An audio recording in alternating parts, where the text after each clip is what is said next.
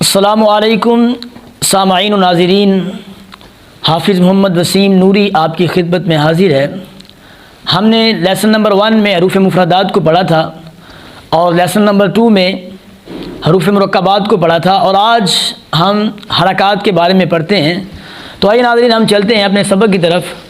آج ہم نے حرکات کو پڑھنا ہے جی۔ کس کو پڑھنا ہے جی؟ حرکات۔ بیٹے حرکات یہ حرکت کی جمع ہے۔ کیا جی؟ حرکت کی حرکت کی کیا ہے جی؟ جمع ہے۔ اب سوال پیدا ہوتا ہے کہ حرکت کہتے کسے ہیں؟ کیا ہے جی؟ حرکت کہتے کسے ہیں؟ یہ بیٹے حرکت جو ہے وہ زبر کو یا زیر کو یا پیش کو پیش بولتے ہیں، ٹھیک ہے؟ حرکت کسے کہتے ہیں جناب جی؟ زبر کو یا زیر کو یا پیش کو۔ اور جب حرکت کی جمع ہے، اور حرکت ہم زبر کو یا زیر کو یا پیش کو بولتے ہیں۔ اور حرکات کسے کہتے ہیں؟ حرکات زبر زیر پیش تینوں کو ملا کے کہتے ہیں۔ حرکات کسے کہتے ہیں جی؟ بیٹے جب حرکات کہیں گے تو پھر یا والا آپشن نہیں آئے گا، بلکہ تینوں کو ملا کے ہم کہیں گے یہ جناب جی کیا ہے جی؟ حرکات ہے۔ یہ کیا ہے جی؟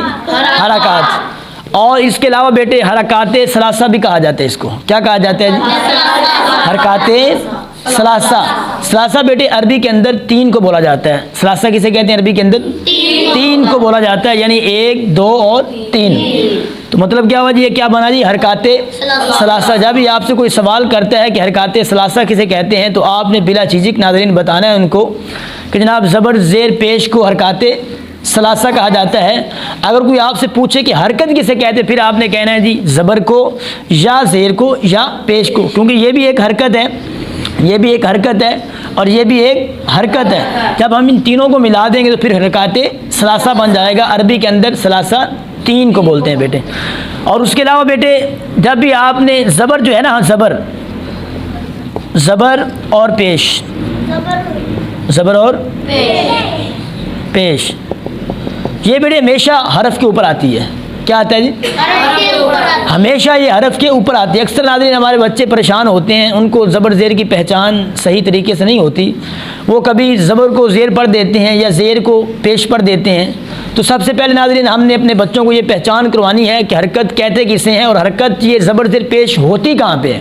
تو بیٹے سب سے پہلے زبر اور پیش یہ حرف کے اوپر ہوتی ہے۔ اب یہ دیکھیں الف ہے، اب اس کو اوپر زبر آ گئی اور آگے پھر پیش۔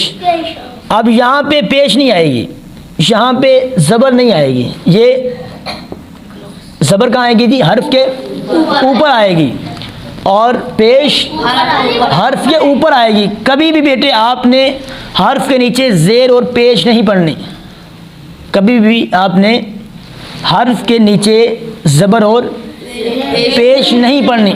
جب بھی آپ نے زبر پڑھنی ہے تو حرف کے اوپر آئے گی، پیش بھی حرف کے اوپر آئے گی، اور زیر جو ہے وہ نیچے آئے گی۔ زیر کہاں آئے گی جی؟ نیچے آئے گی۔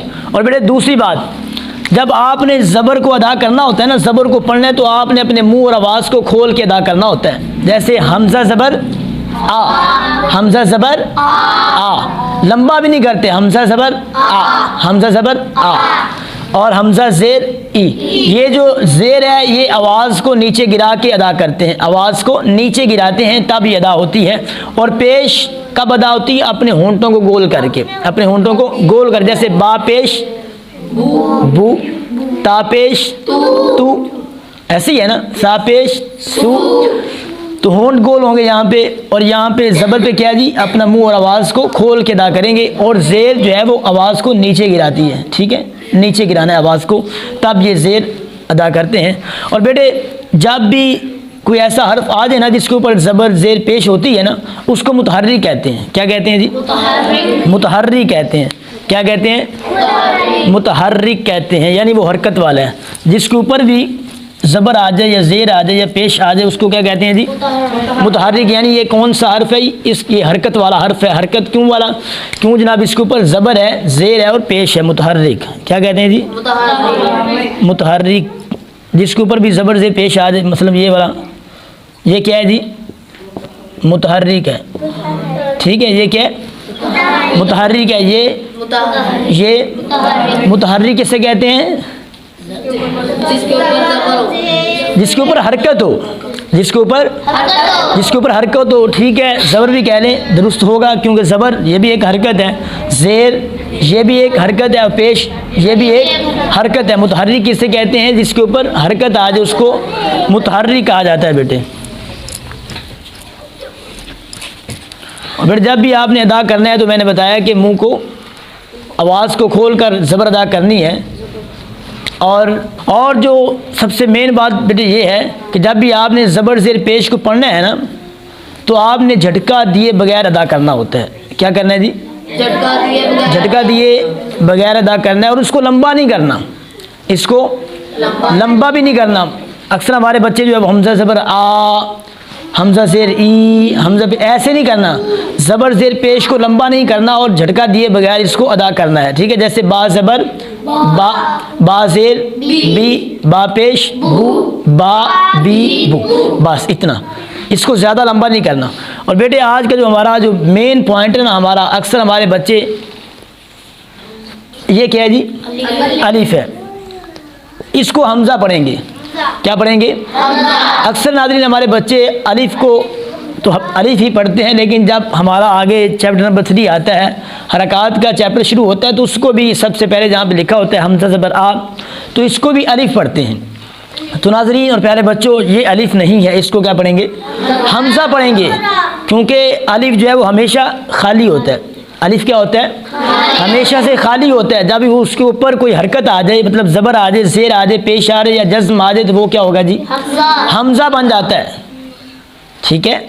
الف ہمیشہ خالی ہوتا ہے، جب بھی اس کے اوپر زبر زیر پیش جزم آ جائے وہ کیا بن جاتا ہے؟ حمزہ بن جاتا ہے۔ تو آئیے ناظرین، آج ہم نے حرکات کے بارے میں پڑھا ہے۔ تو حرکت کی جمع حرکات ہے، زبر یا زیر یا پیش کو حرکت کہتے ہیں۔ حرکات ثلاثہ، زبر زیر پیش تینوں کو ملا کے پڑھا جاتا ہے۔ اور متحرک جس حرف کے اوپر کوئی حرکت ہو، زبر ہو وہ متحرک ہے، زیر ہو وہ متحرک ہے، پیش ہو وہ متحرک ہے۔ اور زبر زیر پہ جب بھی ہم پڑھتے ہیں تو ہم نے جھٹکا دیے بغیر پڑھنا ہے، اور حمزہ جو ہے وہ ہمیشہ اس کے اوپر زبر زیر پیش ہوتی ہے۔ الف ہمیشہ خالی ہوتا ہے۔ الف کیا ہوتا ہے جی؟ ہمیشہ خالی ہوتا ہے۔ جب بھی اس کے اوپر زبر یا زیر یا پیش یا جزم آ جائے تو اس کو کیا کریں گے؟ حمزہ پڑھیں گے۔ تو ناظرین آج ہم نے اپنا حرکات کا چیپٹر مکمل کر لیا ہے۔ تو جن احباب کو، جن ناظرین کو سمجھ نہیں آتی، وہ کمنٹ کے اندر بھی مجھ سے سوال کر سکتے ہیں، پوچھ سکتے ہیں، اور چینل کو سبسکرائب کریں اور بیل آئیکن کو پریس کریں تاکہ جو بھی نئی آنے والی ویڈیو ہے وہ اپنے آپ کے بچوں تک آسانی سے پہنچ سکے۔ انشاءاللہ کل ملاقات ہوگی، تب تک کے لیے اللہ حافظ۔ السلام علیکم ورحمۃ اللہ وبرکاتہ۔